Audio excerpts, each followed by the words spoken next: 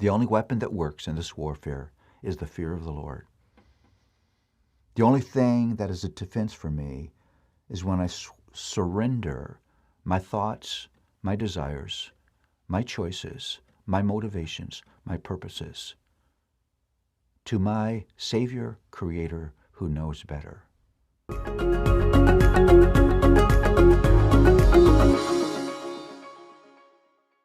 Well, we're looking at principles that set up what the Proverbs are about, and here's the next one. Every proverb exposes a great moral, spiritual war.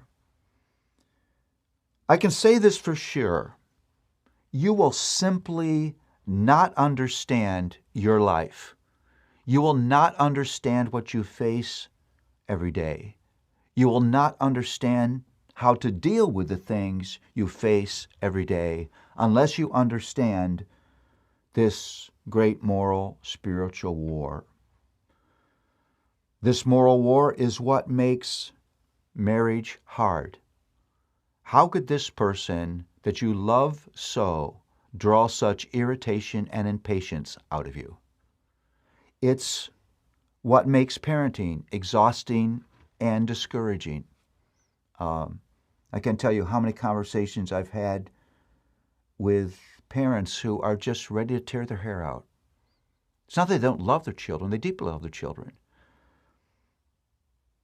But there are things inside of their children that make this hard. It's what makes church life messy, confusing, sometimes hurtful. That place that ought to be a spiritual sanctuary for us often isn't. It's what makes sexual purity difficult. Why is sexuality such a huge battle for us? It's what makes just reigning in your mind hard. It's what makes financial sanity so hard for so many. You see, the Proverbs presents to us this great moral battle between wisdom, that's God's perfect, righteous, holy way. The Creator who formed this world and who made us in His image knows exactly what is best for us. The battle's between that wisdom and foolishness. That's our self-oriented, selfish, me in the center of the world, my pleasure, what I want, when I want it, where I want it, how I want it, who I want it with way.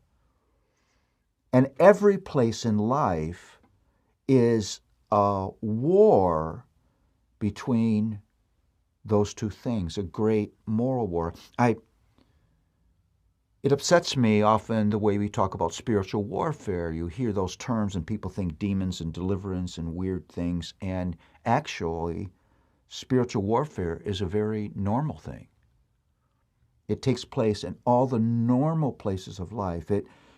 This great moral war lives in the hallways and kitchens and family rooms and vans of everyday life.